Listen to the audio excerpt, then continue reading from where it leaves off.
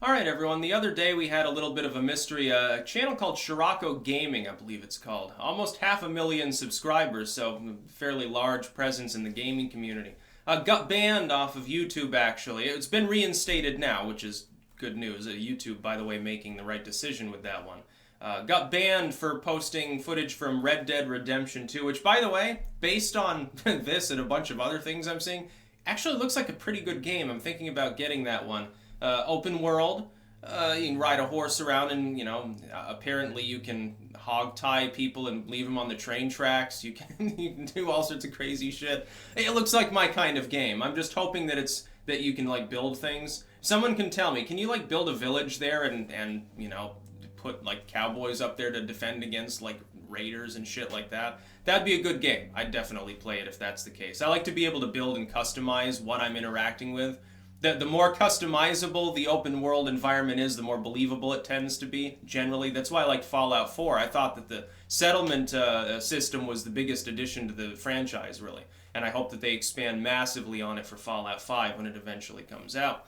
But they got banned because what they did was they had a video where in the game there's a suffragette, a first wave feminist talking about wanting women to vote, that sort of berates males in her little speech and is like, well, you're ignorant, we're going to run things, there'll be no more war, and all the weird stuff that some of these people do actually, to this day, actually believe. And apparently you can punch this character out, you can drag her behind a horse, feed her to gators or pigs, and, crazy shit. Beat this person to death right in broad daylight. And, had sort of a video of this, and that got the channel banned. Now, it bypassed, it appears, the normal 3 strikes rule. The first problem is that the channel was taken down, apparently, for glorifying violence without the normal strike system being employed. So, apparently, YouTube thought that within the context of a video game, not a real person, no incitement, no credible threat is being made, a totally video game-related, 100% fictional depiction of attacking a feminist on Red Dead Redemption is a bannable offense. And not only is it bannable, it's bannable without even the 3 strike system. Normally, if you get banned and it's not, because of repeated offenses, it's something significant. It's you're posting snuff porn, or porn, you're posting something horrible, animals being tortured or something like that. So YouTube's basically like, well, to hell with you, you're a scumbag, and they just kick you off. It's something that, in some cases, criminal stuff. It's like, hey, today I'm going to teach you how to make drugs, or something. Here's how we're going to synthesize some heroin.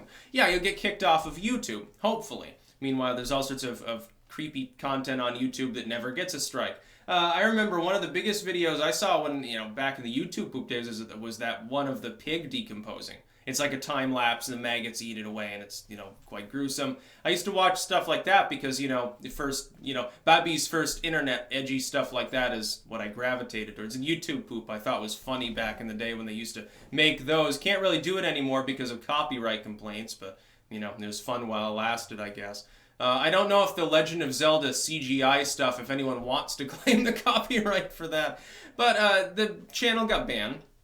And a lot of people weighed in. They're like, this is unacceptable. This is a video game. The fact that a person would be attacked brutally in a game that's, meant to represent an era of American history where things were uniquely brutal anyway, no fucking shit. Yeah, people got lynched back then. People got hanged. People got dragged behind horses. People got left on the railroad tracks. All sorts of crazy shit. There were shootouts and everything. By the way, the overall gun crime rate back in the late 1800s, early 1900s, actually lower than it was in the 80s or the 90s when we had our true crime spree within the United States. Did you know that? 90s and 2000s, most violent time in American history until the latter-day Bush administration, when the internet starts giving people catharsis, I think. And they sit down in front of their computer and it entertains them. And they can get some social interaction, so they don't go postal. They don't go shoot people. So that's why I oppose censoring things. And it's funny because this is a microcosm of the new wave of censorship, which is coming from self-righteous, pompous jackasses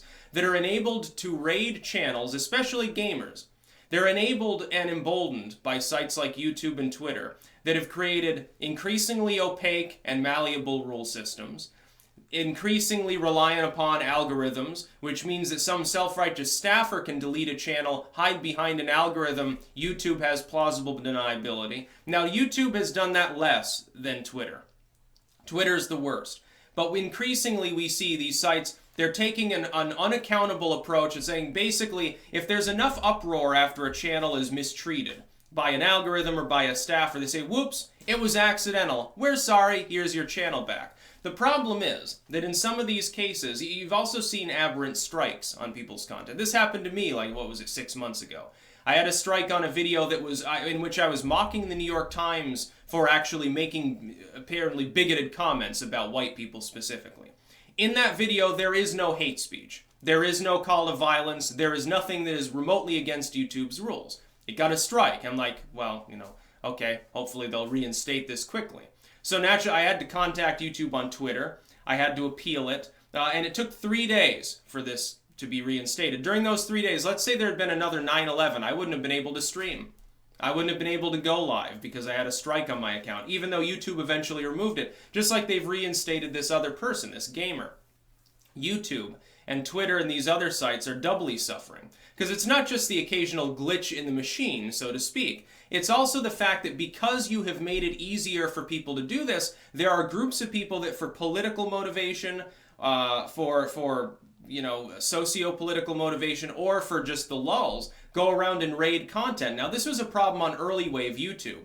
And YouTube started giving people the benefit of the doubt and looking in manually to, especially when it was apparent that something was being raided, protecting people if they had any significant presence. But here you have an account with almost 500,000 subscribers get downed without even the normal strike system being invoked, probably because some third party complained about the material, despite the fact that it is literally a video game. Fucking Keemstar has to come in and complain about it to get the account restored. And it took almost the whole day. Just think about the number of views.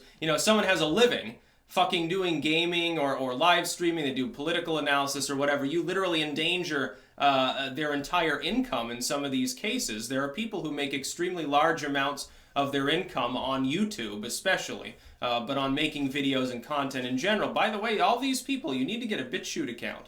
You can have everything auto-loaded there.